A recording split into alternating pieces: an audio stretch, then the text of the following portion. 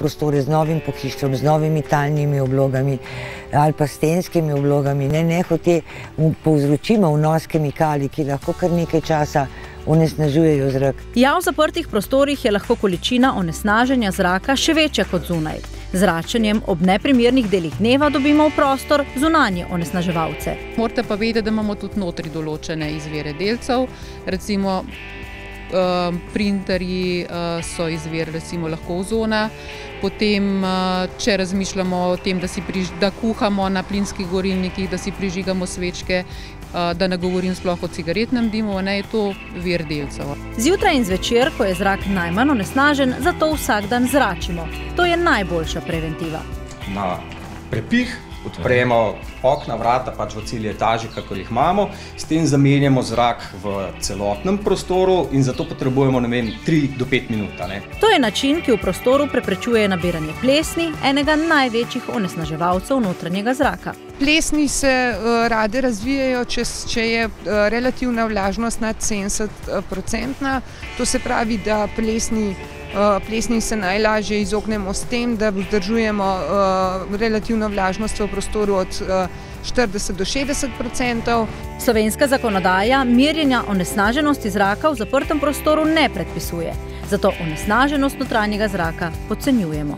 S tem, če smo samo prepovedali kajenje ali kaj podobnega, še ne naredimo veliko. Imamo tudi kemikalije za čiščenje, tudi med kuhanjem, če hočete, se zrak onesnaži in zato bi bilo morda kontrolirano prezračevanje bolj na mestu, kot pa to počnemo zdaj.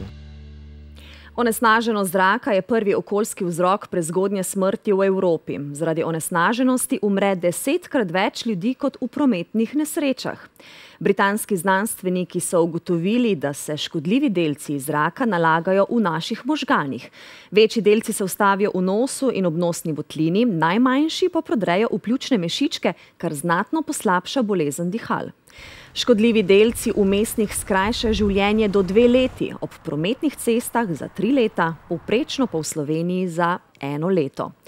Onesnaženemu zraku ne moremo ubežati, lahko pa poskrbimo, da dihamo čist in zdrav zrak v avtu, doma in na delovnem mestu.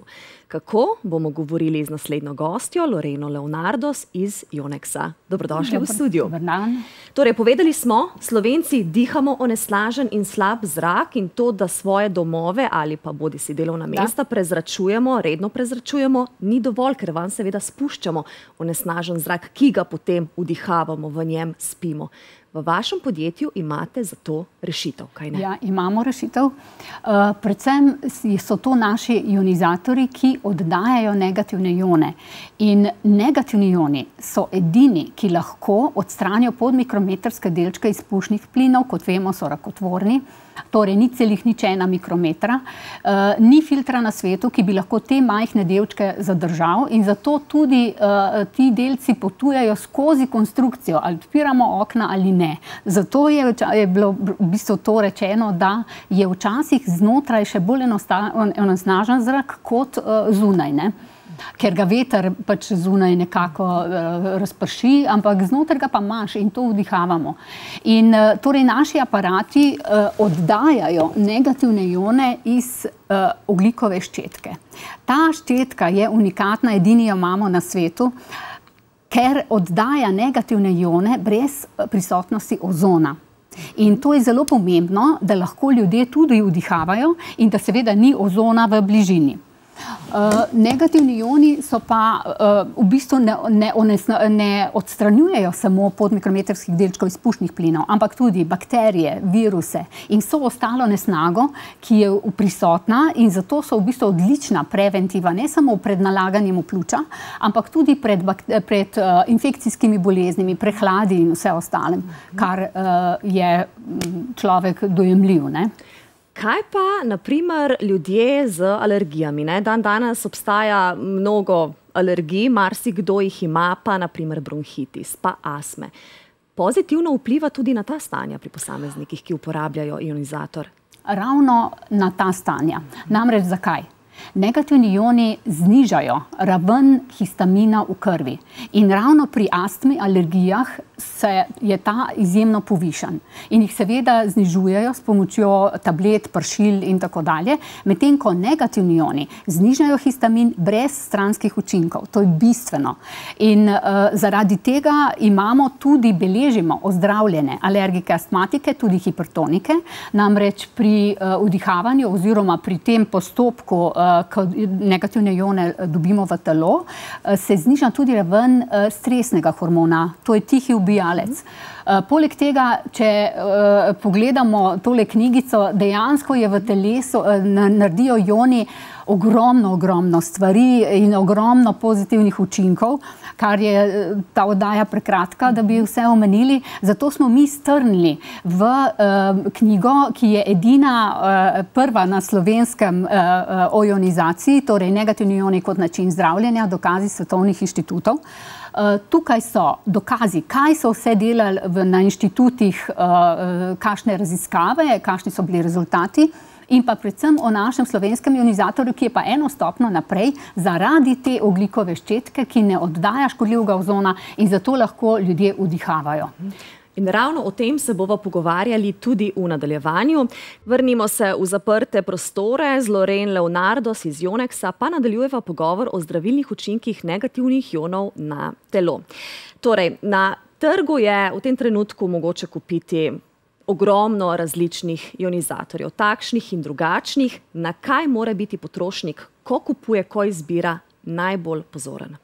Najpomembnejše je, odkot negativni ioni izhajajo. In ponovno bom izpostavila ogljikovo ščetko, kajti če izhajajo konkurenti, ki jih je na trgu ogromno, če izhajajo iz kovinske igle, kovina reagira z vlago v zraku in rezultat te reakcije škodljivi ozon, ki ga ne smejo vdihavati. Medtem ko Slovenci imamo unikatni izdelek na svetu, bi rekla, z ogljikovo ščetko. Edini imamo ogljikovo ščetko, ki ne oddaja nobenega ozona in zato lahko in vdihavamo in ga imamo v prostorih, tako da ni škodljivih stvari in na to naj bojo najbolj pozorni.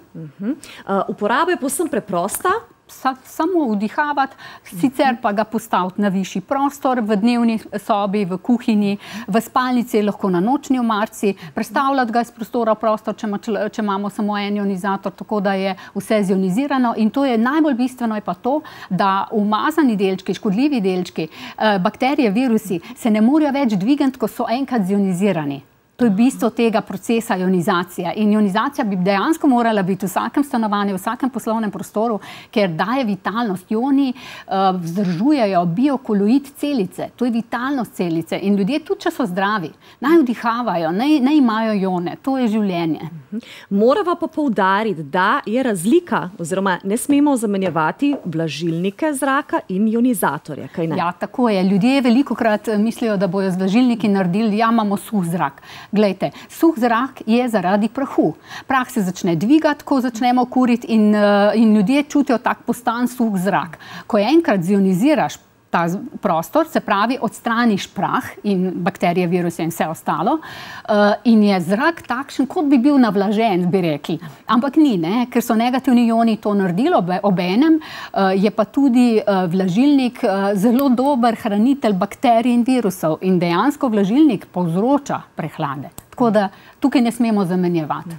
Poprečna življenjska doba našega aparata je več kot 10 let in dejansko ga ljudje lahko tudi zato, ko je tako majhen, ga lahko s sabo nosijo, je praktičen, grejo v hotele, kjer je ogromno iztrebkov pršic in ga postavijo na prostor, zionizirajo v nekem določenem času. Seveda je pa odvisno ne od prostora, koliko ionizatorji potrebujejo, ampak od števila umazanih delčkov v zraku. Se pravi, nekje, kjer so kadilci, kjer je onesnažen zrak, bojo rabili več ionizatorjev, če so potrebni, naprimer včasih v bifejih, ko so še kadili.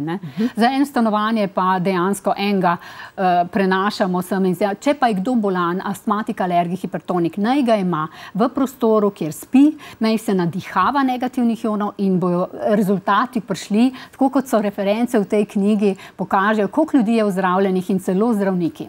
Najlepša hvala za vsa ta pojasnila. Hvala za povabilo.